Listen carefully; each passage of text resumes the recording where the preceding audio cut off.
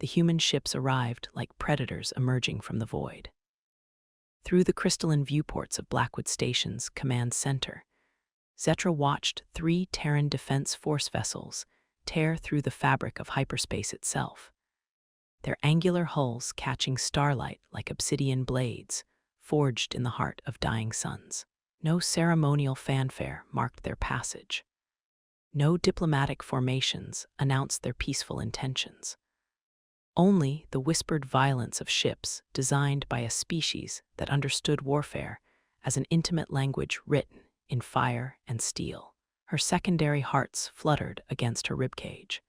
Something was wrong with this picture. She had requested standard military assistance, the kind of routine support that civilized species provided to maintain galactic stability. What materialized before her observation deck felt like witnessing the awakening of something that had been sleeping in the darkness between stars, patient and hungry, and utterly without mercy. The command center's atmosphere processors hummed with nervous energy as her bridge crew exchanged glances that spoke of instincts older than spaceflight, older than civilization itself. Recognition, the same cellular awareness that made prey animals freeze when apex predators moved through their territory, even when logic insisted there was nothing to fear. Commander Bow, Terran Defense Force. The voice that filled their communication arrays carried undertones of controlled violence, each word shaped by vocal cords that had evolved to coordinate pack hunts across impossible distances. Understand you have a piracy problem that needs cleaning up. The words were professional, courteous, even, but something in their cadence made Zetra's scales shift to deeper shades of blue, her body's involuntary response to threats that her conscious mind couldn't yet articulate. She activated the central holographic display, watching as tactical data painted the void in geometric patterns of light and shadow. 47 vessels from 12 different worlds spread across the three-dimensional battlefield like a constellation of hope and desperate cooperation. Each ship positioned according to military doctrines, refined through centuries of galactic warfare. Their overlapping fields of fire creating interlocking zones of protection that should have been impregnable, perfect by every mathematical standard, beautiful in its logical precision, completely useless against ghosts that refused to follow the rules. Commander, her transmission rippled through subspace with harmonic frequencies that betrayed her growing anxiety. We've been tracking these raiders for 3 standard months. Intelligence suggests advanced cloaking technology beyond our sensor capabilities. Standard engagement protocols have proven insufficient. The pause that followed lasted exactly 2.3 seconds, long enough for quantum entanglement communicators to carry her words across space, not long enough for careful consideration or tactical analysis. Long enough for laughter, cloaking technology. The human voice carried amusement that felt sharp as shattered glass. How wonderfully civilized. Before Zetra could process the dismissive tone, the human ships were moving, not toward the established patrol routes that her tactical computers had mapped with obsessive precision, not toward the sensor grids that represented months of careful planning and resource allocation, into empty space that every analysis marked as strategically irrelevant. Dead zones, cosmic wasteland, the kind of nothing that civilized minds dismissed as harmless vacuum. The humans dove toward it like arrows seeking targets. What are they doing?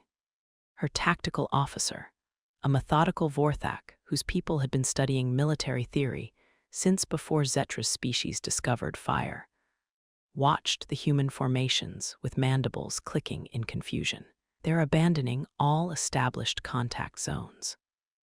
The tactical display painted their movements in streams of amber light, 3 ships spreading into a formation that violated every principle of mutual support, each vessel operating independently in sectors that offered no strategic value, no defensive positions, no logical military purpose.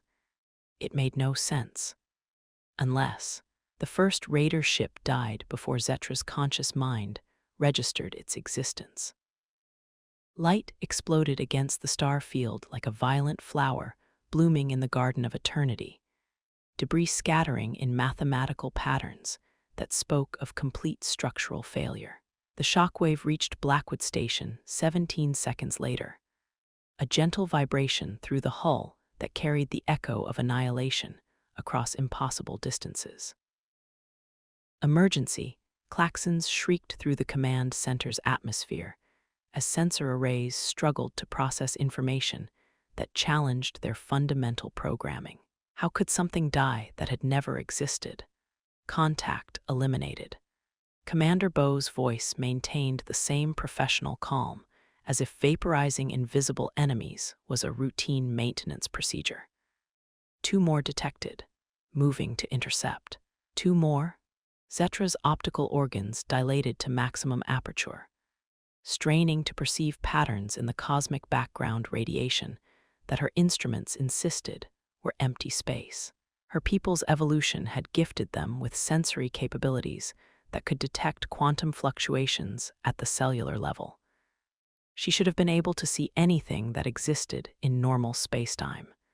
She saw nothing. Vacuum, the honest emptiness of unexplored territory. Then the second explosion painted shadows across her scaled skin, and in that brief moment of illumination, she glimpsed them, tiny distortions in the starlight, barely visible even with nuclear fire highlighting their positions. Ships that had been lurking in their perfect hiding places, invisible to every scanning technology the galactic community possessed. The humans had found them anyway. How? The question escaped her vocal apparatus before conscious thought could intervene, transmitted on open channels where both her multinational fleet and the Terran forces could witness her confusion. The second raider vessel died in a cascade of secondary explosions, its ammunition stores detonating in chain reactions that painted the void in shades of orange and gold. The colors reflected off Zetra's scales, turning her skin into a living canvas of reflected destruction. Your sensors look for energy signatures, radiation patterns, heat blooms. Commander Bo's explanation carried the patient tone of a predator educating prey about the nature of the hunt. All the things that civilized species expect to find when they go looking for trouble. The third raider managed to return fire before dying, its weapons lancing toward the human destroyer with the desperate fury of cornered animals. Energy beams that could have carved through station armor struck the Terran vessel's hull and dissipated like rain against volcanic stone. These aren't civilized. The human ship pivoted with fluid grace, bringing its main guns to bear with the kind of precision that spoke of cybernetic integration between ship and crew. They're hunters, and hunters think like prey when they're hiding. The final raider vessel died as the others had, completely, without dignity or ceremony or any acknowledgement that intelligent beings had just been reduced to expanding clouds of superheated plasma. Sector clear. The human commander's report carried no satisfaction, no pride in tactical excellence, only the flat professionalism of someone noting the completion of a mundane task. Ready for Phase 2. Phase 2. Zetra found herself speaking aloud, her harmonic frequencies carrying bewilderment that every being on the command center could perceive. Commander, the raiders have been eliminated. Mission parameters have been satisfied. The silence that followed stretched across interstellar distances, filled with the subtle whisper of cosmic background radiation and the steady hum of quantum processors analyzing tactical data that made less sense with each passing moment. Then, soft and somehow infinitely more disturbing than any battle cry, human laughter rippled through the communication arrays. Ma'am. The word carried undertones that made Zetra's survival instincts scream warnings that her rational mind couldn't interpret. We just killed 3 scouts. The actual problem is about to begin.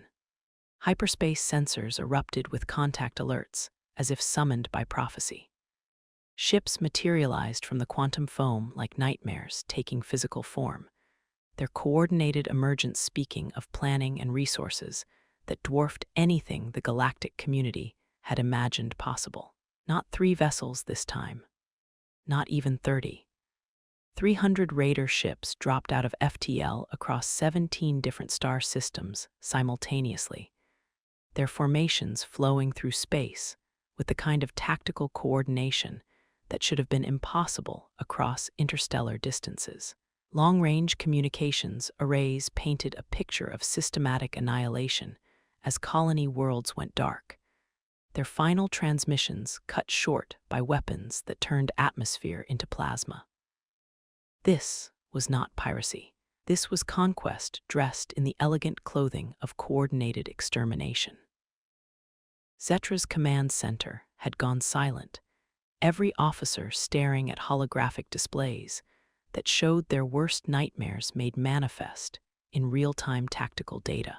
The combined galactic fleet, spread across defensive positions that now seemed pathetically inadequate, found itself facing an enemy that outnumbered them 8-1 with weapons technology that turned established military doctrine into historical curiosity.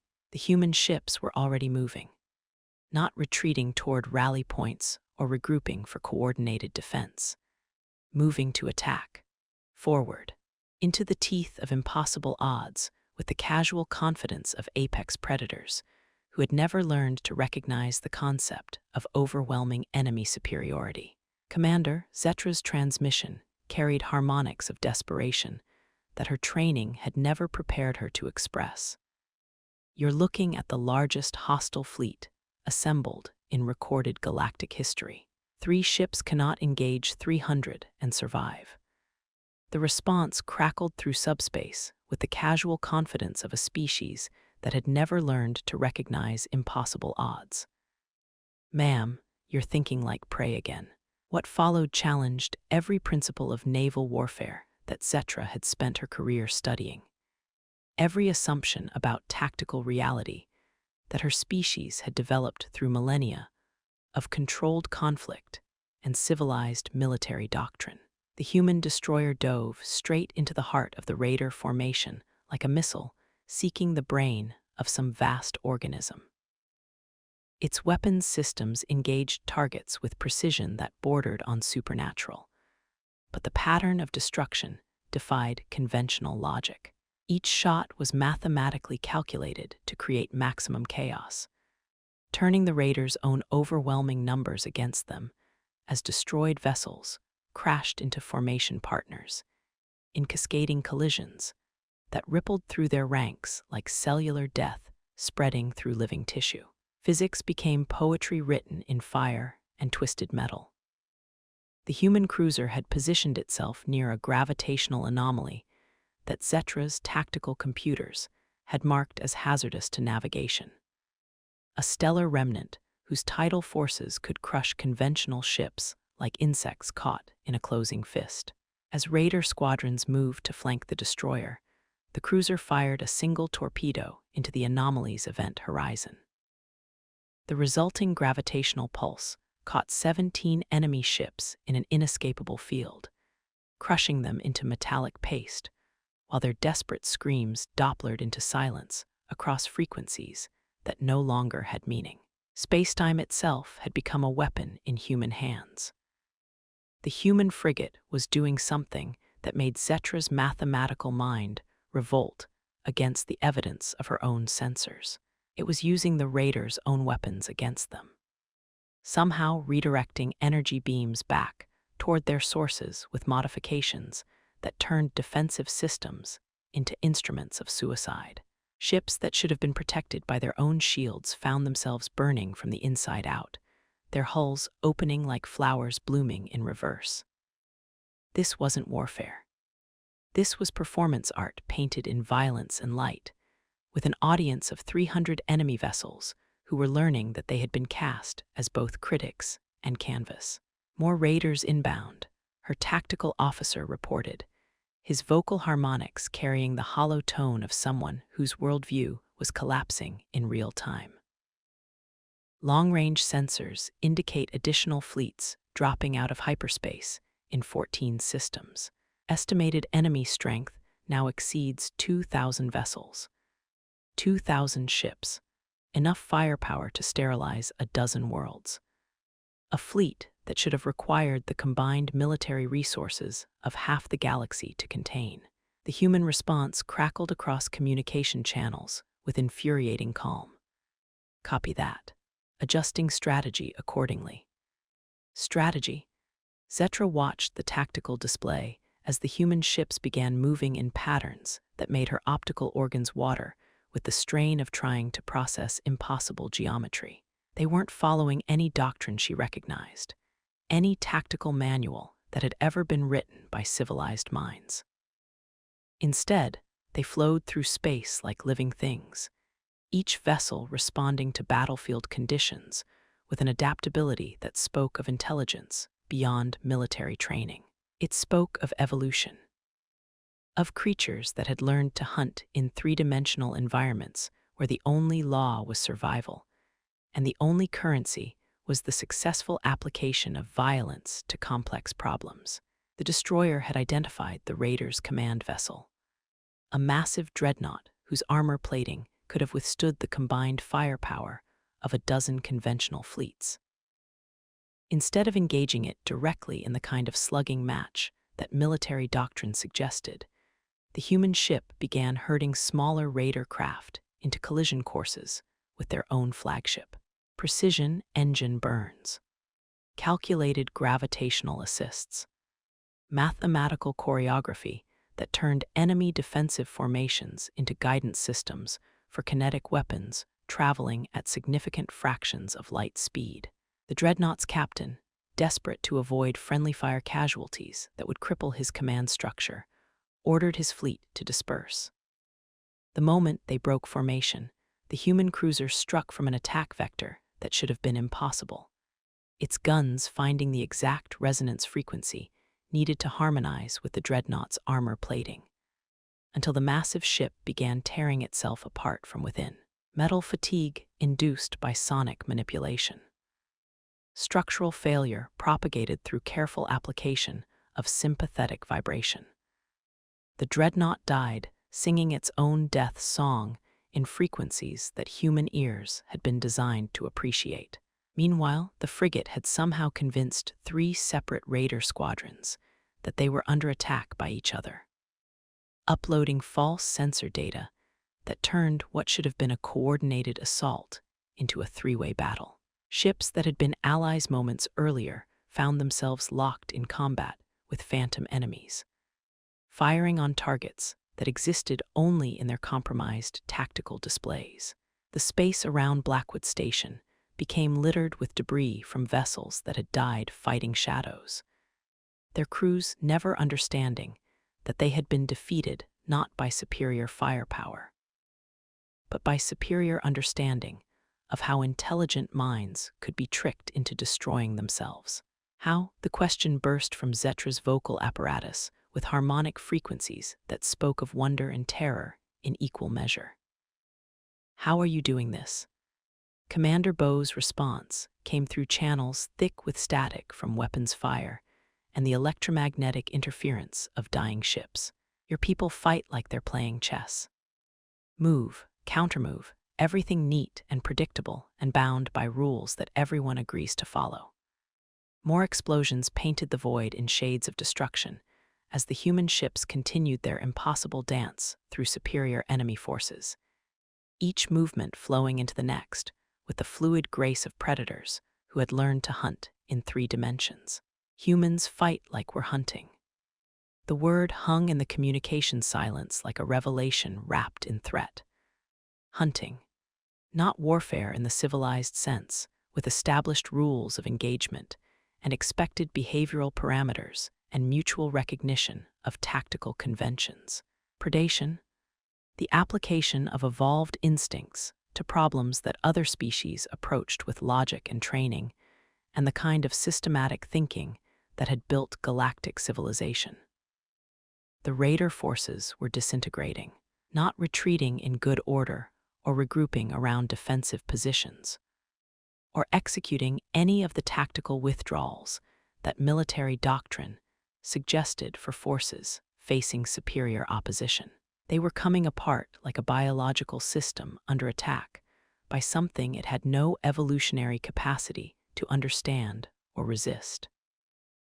Command structures collapsed as leaders died in explosions that seemed to target them with surgical precision.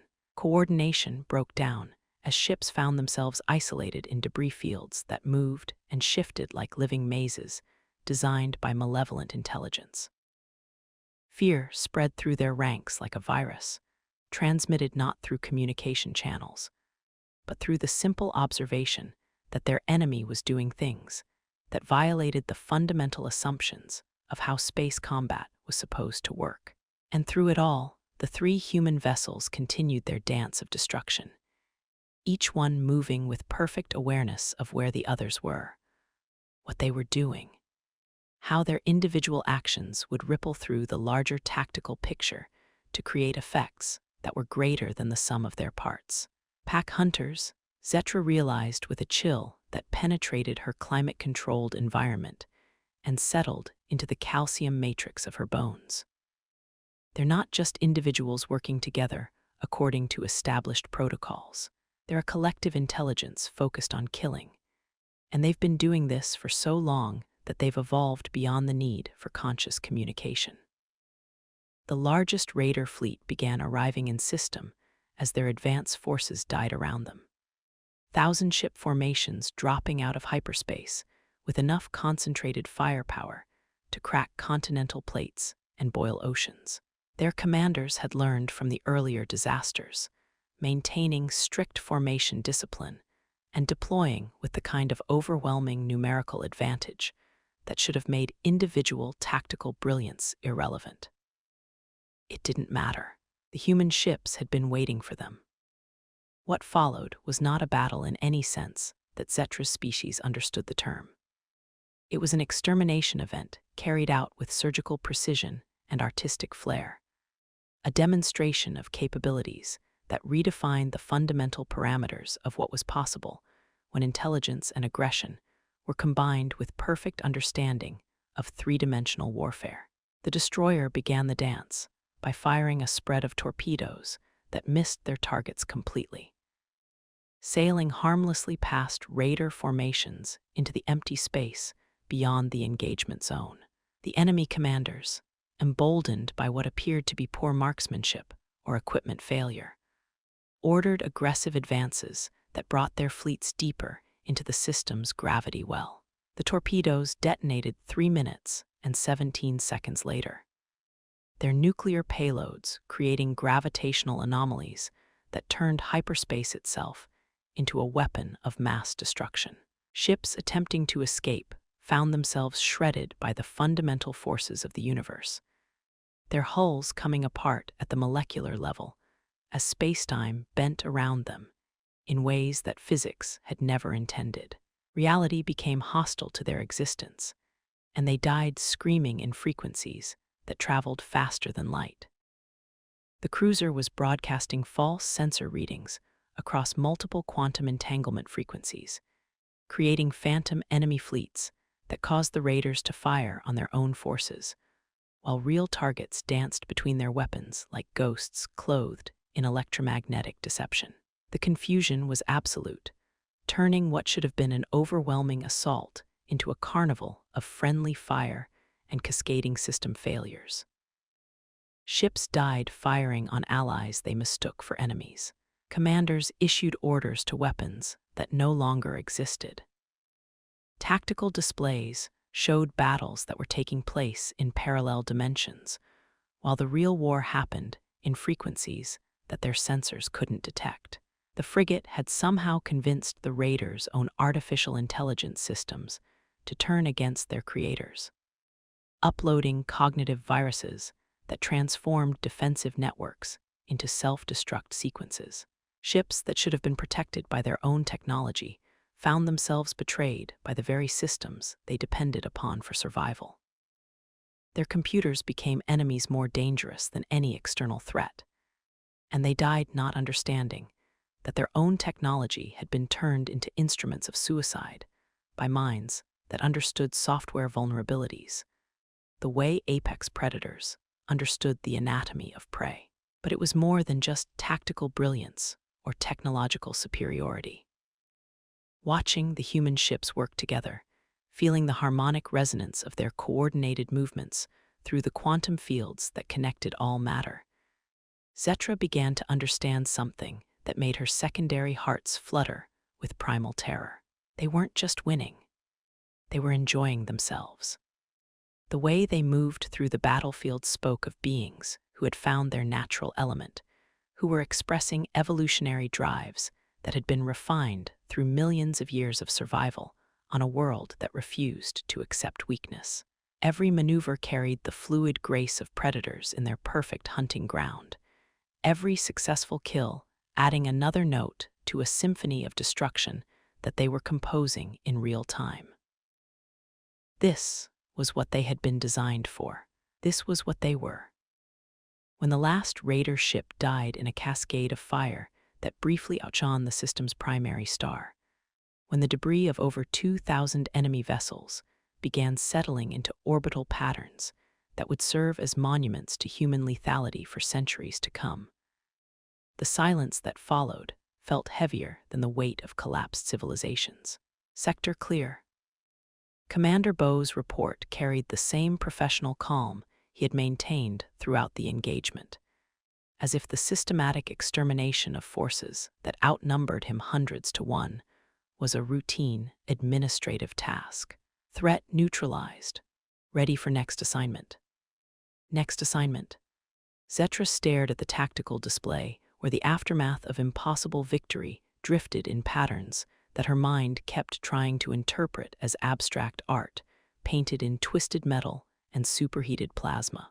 Commander, you have just eliminated the largest hostile fleet in recorded galactic history using 3 ships. The campaign is complete. The human laughter that filled the communication channel carried harmonic frequencies that spoke of amusement tinged with something darker. Something that reminded her of the sounds that apex predators made when they were completely satisfied with their hunt, but not yet ready to stop killing. Ma'am, with all due respect, this wasn't a campaign. The words carried undertones that made every being on the command center step unconsciously closer to their emergency evacuation stations. This was pest control. The revelation struck Zetra with the force of a collapsing star, reshaping her understanding of galactic reality around a single, terrifying truth. The humans had treated this engagement, this impossible tactical situation that should have resulted in their complete annihilation, as routine problem-solving. They had approached the systematic destruction of forces that outnumbered them hundreds to one, with the casual efficiency of maintenance workers, clearing debris from shipping lanes. And they had succeeded with an ease that spoke of capabilities that the galactic community had never suspected, never imagined, never had nightmares about until this moment, when the evidence was drifting around them in fragments too small for proper burial. How many more are there? The question escaped her vocal apparatus before conscious thought could intervene, transmitted on frequencies that carried her growing terror across interstellar distances. How many more human ships? Commander Bo's response came with a tone that made every being on the command center feel the gravitational pull of their own extinction. That's classified information, ma'am, but I can tell you that what you witnessed today represents a fairly standard response to what our tactical analysis classified as a minor incursion. Minor incursion. 2,000 ships armed with weapons that could crack moons and boil atmospheres. A coordinated assault across 17 star systems that had reduced established military powers to desperate pleas for assistance. The kind of enemy that should have required the combined resources of a dozen worlds and months of careful planning to contain. The humans had handled it with 3 ships and considered it beneath their full attention. As the Terran vessels began moving toward departure vectors, their mission complete and their objectives achieved with terrifying efficiency, Zetra found herself staring at sensor readings that painted a picture she was only beginning to understand. The tactical data showed energy signatures and weapon yields and casualty ratios. But the real information was written in implications that made her scales shift to colors that had no names in any civilized language. Humans didn't just excel at warfare. They had transcended it, turning violence into a science and tactical thinking into an art form, and the systematic destruction of enemies into something that approached aesthetic expression. They were not military allies who had come to assist with a regional security problem. They were apex predators who had been invited to hunt in new territory, and they had found the experience satisfying enough to leave them eager for more challenging prey. The Galactic community had not requested standard military assistance. They had unleashed an invasive species that viewed the entire galaxy as hunting grounds, and no existing doctrine, no established rules of engagement, no carefully refined strategic planning could predict or contain what these creatures might do. When they decided that the current prey was no longer interesting enough to hold their attention, when they decided that the hunt needed to be expanded to include more challenging targets. As the human ships disappeared into hyperspace, their departure as sudden and efficient as their arrival, Zetra remained at her command station, staring at the tactical display, where the remains of an impossible victory drifted in the void like a promise, wrapped in threat. The humans were gone, but they would return. And next time, she suspected with the certainty of mathematical proof, they would be bringing friends. The thought followed her into dreams filled with predators that hunted between the stars, patient and hungry, and utterly without mercy, waiting for the galaxy to provide them with prey worthy of their evolved perfection.